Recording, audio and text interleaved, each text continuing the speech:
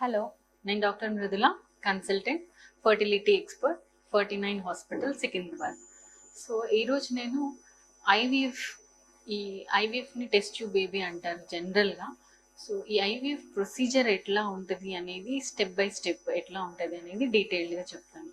So IVF అనేది మనం ఎవరికైనా కపుల్కి అడ్వైస్ చేసినప్పుడు వీళ్ళని పీరియడ్ సెకండ్ డే పిలుస్తాము. స్టార్ట్ చేసే ముందు పీరియడ్ సెకండ్ డే చాలా ఇంపార్టెంట్. ఈ పీరియడ్ సెకండ్ డే స్కాన్ చేసుకొని వీళ్ళకి ఎగ్స్ నంబర్ ఎలా ఉంది, మనకి సిస్ట్ ఏదైనా ఉందా, ఓవరీస్లో బ్లీడింగ్ ప్రాపర్గా అవుతుందా లేదా అనేది కన్ఫర్మ్ చేసుకుంటాం స్కాన్లో.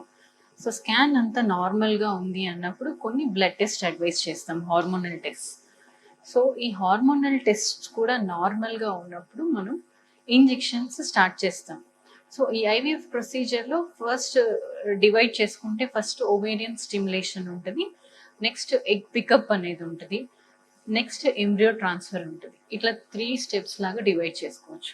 సో ఈ ovarian stimulation period second day నుంచి స్టార్ట్ చేస్తాం. డైలీ ఇంజెక్షన్స్ ఇస్తాము, గొనడోట్రోఫిన్స్ ఇంజెక్షన్స్. ఈ ఇంజెక్షన్స్ ఇచ్చేది ఎక్కువ ఎగ్స్ పెరగడానికి, అంటే ఆ మంత్లో మనకి ఉన్న ఎగ్స్ అన్ని సైజ్ పెరగడానికి డైలీ ఇంజెక్షన్స్ ఇస్తాం. సో ఈ ఇంజెక్షన్స్ డోస్ అనేది ఫీమేల్ ఏజ్ని బట్టి, వాళ్ళ ఎగ్స్ నంబర్ని బట్టి, వాళ్ళ హార్మోన్స్ని బట్టి అండ్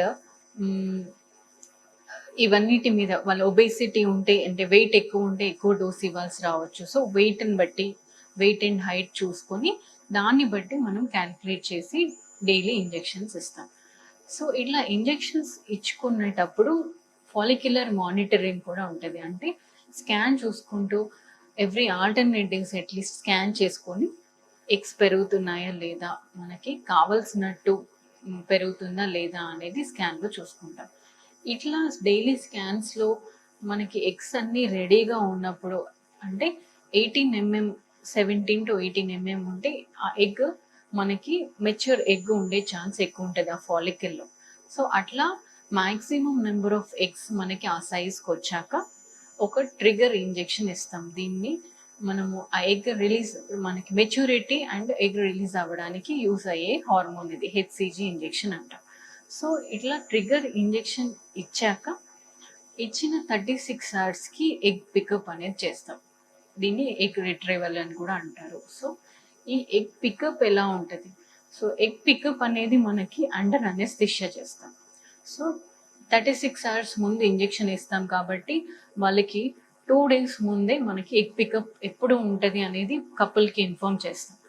సో ఆ ఎగ్ పికప్ రోజు ఇద్దరు వైఫ్ అండ్ హస్బెండ్ రావాల్సి ఉంటుంది.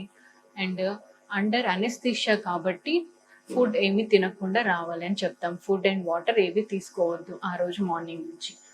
సో అనెస్థిషియా ఇచ్చి under scan guidance, vaginal scan చూసుకుంటూ మనము చిన్న నీడిల్ ద్వారా ఆ ఫాలికల్స్ అన్ని ఆస్పిరేట్ చేస్తాం. ఆస్పిరేట్ చేసి మైక్రోస్కోప్ కింద చూసినప్పుడు మనకి ఎగ్ ఉందా లేదా, అందులో క్వాలిటీ ఎట్లా ఉంది అనేది తెలుస్తుంది. సో ఇది oocyte రిట్రీవల్. అది తీసుకున్నాక oocytes ఎన్ని ఎగ్స్ వచ్చాయి, మెచ్యూరిటీ ఎట్లా ఉంది, క్వాలిటీ ఎట్లా ఉంది చూసుకొని ఒక్కొక్క ఎగ్లోకి ఒక్కొక్క స్పర్మ్, హస్బెండ్ స్పర్మ్ శాంపిల్ కూడా తీసుకుంటాము. సో ఆ స్పర్మ్ శాంపిల్ నుంచి స్పర్మ్స్ మనం ఏవైతే బాగుంది క్వాలిటీ, మంచి స్పర్మ్స్ తీసుకొని ఒక్కొక్క ఎగ్లో ఒక్కొక్క స్పర్మ్ ఇంజెక్ట్ చేస్తాం. దీన్ని ఐవీఎఫ్ ఇక్సీ అంటారు, ఇంట్రాసైటోప్లాస్మిక్ స్పర్మ్ ఇంజెక్షన్. సో ఈ ఐవీఎఫ్ ఇక్సీ ద్వారా మనం స్పర్మ్ ఇంజెక్ట్ చేశాక 3 days తర్వాత 3rd day ఎంబ్రియోస్ ఎట్లా ఫామ్ అయినాయి అనేది తెలుస్తుంది. Day 5 వరకు కల్చర్ చేస్తే దాన్ని బ్లాస్టోసిస్ట్ అంటాము, Day 5 ఎంబ్రియోస్. సో ఇట్లా మనకి మంచి క్వాలిటీ ఎంబ్రియోస్ వచ్చాయి. తర్వాత డైలీ స్కాన్స్ చూస్తూ ఉంటాం కాబట్టి వాళ్ళ ఎండోమెట్రియం లైనింగ్ కూడా ఎట్లా ఉంది అనేది డైలీ చూసుకుంటూ ఉంటాం. సో వాళ్ళ హార్మోన్స్ బాగున్నాయి, ఎండోమెట్రియం అంటే గర్భసంచి లైనింగ్ కూడా బాగుంది, ఎంబ్రియోస్ కూడా బాగున్నాయి అంటే అదే మంత్లో ట్రాన్స్ఫర్ చేసుకోవచ్చు. ఇది లాస్ట్ స్టెప్, ఎంబ్రియో ట్రాన్స్ఫర్ అనేది. సో అదే మంత్లో ట్రాన్స్ఫర్ చేస్తే ఫ్రెష్ ఎంబ్రియో ట్రాన్స్ఫర్ అంటాము. ఒకవేళ మనకి హార్మోన్స్ ఎక్కువ ఉంది, ఎందుకంటే చాలా ఎగ్స్ పెరుగుతున్నాయి, న్యాచురల్గా అయితే 1-2 eggs పెరుగుతాయి 1 monthలో. ఇప్పుడు ఎక్కువ ఎగ్స్ పెరుగుతున్నాయి కాబట్టి వీళ్ళకి హార్మోన్ లెవెల్స్ కూడా పెరుగుతాయి. హార్మోన్స్ పెరగడం వల్ల చాలా మందికి గర్భసంచి లైనింగ్ మనకి ఫేవరబుల్గా ఉండకపోవచ్చు ఎంబ్రియో ట్రాన్స్ఫర్కి. సో అట్లా మనకి ఫేవరబుల్గా లేదు అంటే ఈ ఫామ్ అయిన ఎంబ్రియోస్ని ఫ్రీజ్ చేస్తాము, ఆ మంతే ట్రాన్స్ఫర్ చేయకుండా పికప్ చేసుకొని వాళ్ళకి కొన్ని మెడిసిన్స్, యాంటీబయాటిక్స్, ఇన్ఫెక్షన్ రాకుండా యాంటీబయాటిక్స్ ఇచ్చేసి మళ్ళీ పీరియడ్ సెకండ్ డే రమ్మంటాము. వచ్చిన ఎంబ్రియోస్ అన్ని ఫ్రీజ్ చేస్తాం. ఈ ఎంబ్రియోస్ని మళ్ళీ నెక్స్ట్ మంత్ మనం గర్భసంచి లైనింగ్ ప్రిపేర్ చేసుకొని ఎప్పుడైతే చాలా బాగుంటుంది లైనింగ్ అప్పుడు ట్రాన్స్ఫర్ చేసుకోవచ్చు.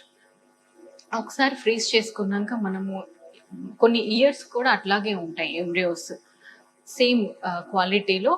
ఈవెన్ 10 years తర్వాత కూడా యూస్ చేసుకున్న వాళ్ళు ఉంటారు. సో దీన్ని ఫ్రీజ్ చేసుకొని ట్రాన్స్ఫర్ చేసుకునే దాన్ని ఫ్రోజన్ ఎంబ్రియో ట్రాన్స్ఫర్ అంటాం. సో ఇది step by step IVF procedure. Thank you.